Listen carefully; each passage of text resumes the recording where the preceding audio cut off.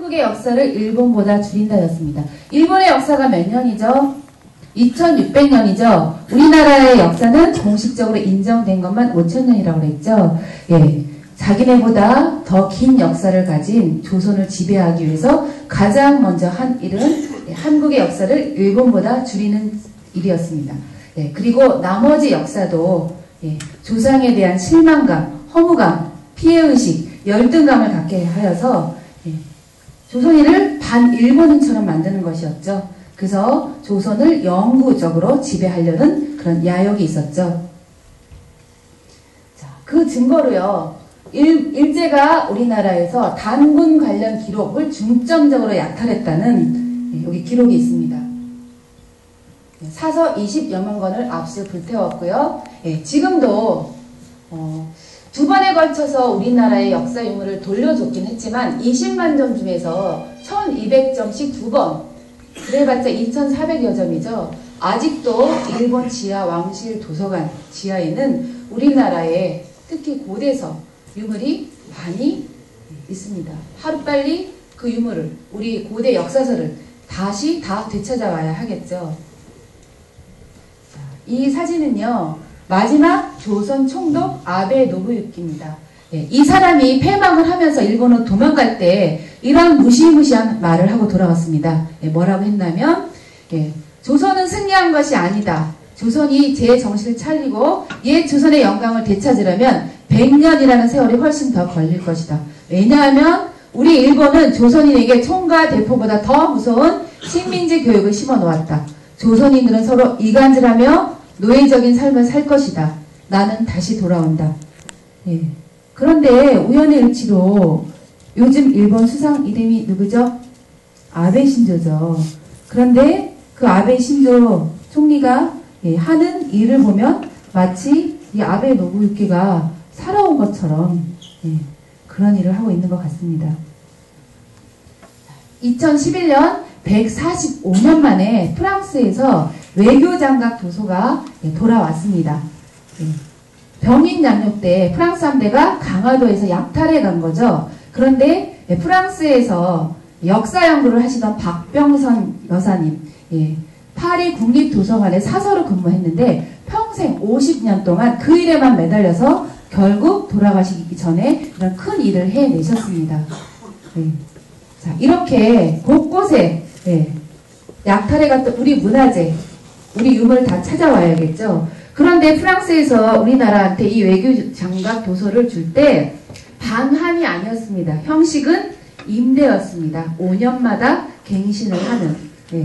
우리 거를 훔쳐가서 우리한테 다시 돌려주는데 왜 반환이 아니라 형식이 임대인지 그건 저도 잘 모르겠습니다. 자, 이제 중국에 의한 역사 왜곡을 한번 살펴보겠습니다. 자, 이 계단이 보시나요? 여기 만천성에 있는 공원인데 혹시 중국 여행 가셨다 여기 들려보신 분 계신가요? 계단이 굉장히 길죠? 계단을 한번 따라 쭉 올라가 볼까요? 여기에 무슨 여인의 동상이 보이십니까? 가까이 가서 보겠습니다. 10m에 이르는 웅녀 동상이라고 합니다. 이 옆에는 곰이죠? 이건 뭘까요? 마늘이고요. 이 바닥이 보이세요? 쑥이에요, 쑥. 왜 중국은 우리나라 건국 이야기를 주제로 이렇게 큰 공원을 만들어 놓은 것일까요? 자기네 나라 건국 이야기도 아닌데. 고조선의 역사를 자기네 나라 역사로 만드는 작업 중에 하나겠죠. 자, 이것은 중국교육위원회 연구 지침서입니다. 선생님들이 보는 지침서였는데요. 여기 번역을 해보면 고조선 발해도 중국의 역사라고 가르치라고 이렇게 지침이 되어 있습니다. 그리고 작년 6월에 뉴스 나왔죠. 중국의 역사학자들이 조사를 더 해봤더니 만리장성 길이가 종전 우리가 발표했던 것보다 사실은 3배가 더 길더라. 이런 발표를 했습니다. 그런 뉴스를 보고 여러분들은 중국의 만리장성이 3배 늘어나건 말건 무슨 상관이야 이렇게 생각할 수 있죠. 그런데 중요한 건 그 늘어난 만리장성 길이에 우리의 고구려 유물, 고구려 성, 발해 유물, 발해 성이 다 포함이 되어 있다는 사실입니다. 예, 그래서 이렇게 발표를 했다는 것은 예, 고구려와 달의 역사를 자기네 나라가 다 가지고 가겠다는 예, 그런 뜻이겠죠. 중국 동북공정. 중국이 이렇게 계속해서 공식적으로는 2007년에 동북공정을 끝냈다고 하는데 계속적으로 이렇게 동북공정을 하는 이유가 뭘까요? 예, 첫 번째 이유는 중국 사회 내부 문제를 이렇게 역사를 조작해서 한족 중심으로 55개 소수민족을 예, 통합을 하기 위해서겠죠. 두 번째로 또 중요한 건 만약에 북한 정권이 붕괴가 되었을 때 예, 그 땅이 자기네가 과거에 지배하였던 지방 소수 정권이었다고 하면서 북한 땅을 차지하려는 예, 속셈이겠죠. 그리고 또 만약에 통일이 되었을 때도 예, 만약에 통일이 되면 만주나 예, 간도 지방에 살고 있는 우리 동포들이 우리와 소통을 더 많이 하겠죠.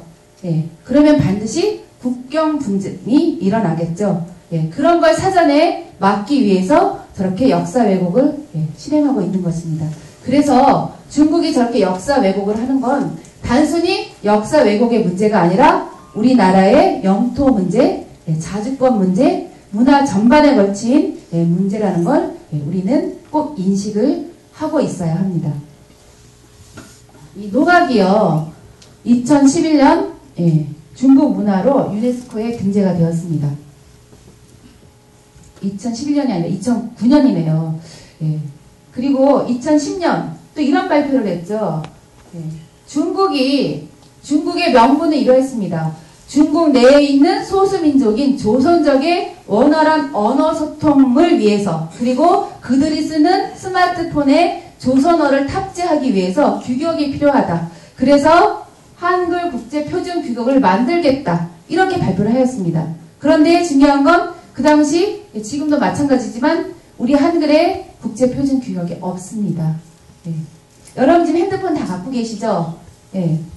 거의 다 스마트폰이시죠? 예. 그래서 이런 발표가 나자 2011년 부랴부랴 우리나라에서는 일반 핸드폰에는 예, 천지인, 가장 많이 쓰는 천지인을 탑재하게 했고요. 예, 스마트폰에는 예, 이건 제가 쓰는 스마트폰인데요.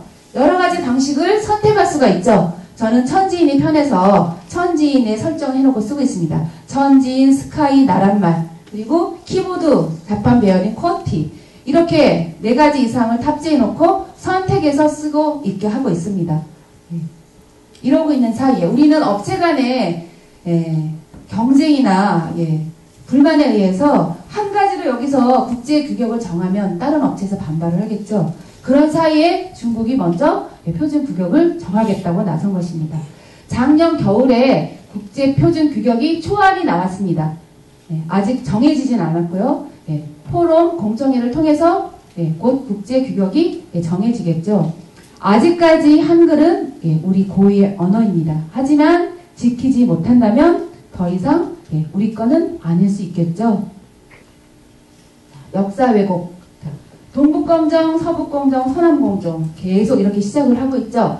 서북공정을 통해서 어느 지구가 중국 소나기에 들어갔습니까?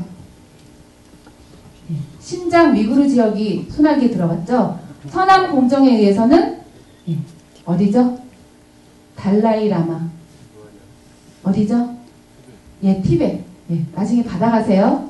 티벳이죠. 맨 처음에 중국에서 티벳 라사까지 저렇게 긴 거리에 열차를 놔준다고 했을 때 굉장히 반겼을 수도 있습니다. 티벳에서 볼 때 교통 오지 지역에 저렇게 공짜로 기차를 놔준다고 하니까. 하지만 저 기차를 타고 누가 들어갔죠? 중국의 부자 상인들이 들어왔습니다. 그래서 티벳의 수도 라사의 중요한 상권을 다 사들였죠. 그래서 지금 중국인들이 단합을 해서 문을 다 내려버리면 티벳의 수도 라사는 경제권이 마비가 됩니다. 이렇게 서남공정을 통해서 티벳을 소나기에 넣었고요. 그리고 지금도 계속 동북공정을 통해서 우리의 과거 역사를 다 자기네 나라의 역사라고 지금 주장을 계속하고 있죠. 그런데 우리나라의 교육의 현실이 너무 안타깝습니다.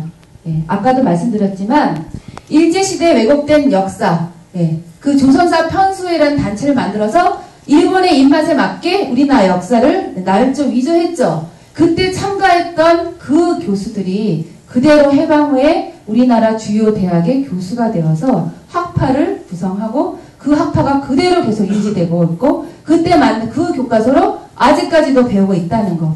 예, 그것이 더 심각한 문제입니다. 그런데 드디어 2007년에 이 6글자 바뀌었습니다. 단검 왕검이 고조선을 건국하였다고 한다 해서 건국하였다라. 자, 이 6글자 바뀐 게 뭐 대단한가 싶겠죠. 하지만 건국하였다고 한다는 남의 나라 이야기 하듯이 확실하지 않은 뜻을 내포하고 있죠. 그런데 하였다는 확실한 증거죠. 이렇게 글자 몇 개 바꾸는데 너무 많은 시간이 걸렸습니다. 하지만 하나하나 시간이 걸리더라도 바꿔나가야겠죠. 그러기 위해선 깨어있는 분이 많이 있으셔야 합니다. 지금 자고 있지 마시고 깨어있어야 중국이 일본이 우리나라 역사를 함부로 가져가지 않겠죠. 가져가도 우리가 내 거야 내놔 이렇게 말하지 않는다면 당연히 가져가겠죠. 그래서 깨어 있으셔야 합니다. 좀 깨워주세요. 옆에 계신 분. 자, 여러분 제가 이렇게 얘기하면 무슨 근거가 있나 하겠죠? 근데 2001년에 저렇게 들통이 났습니다.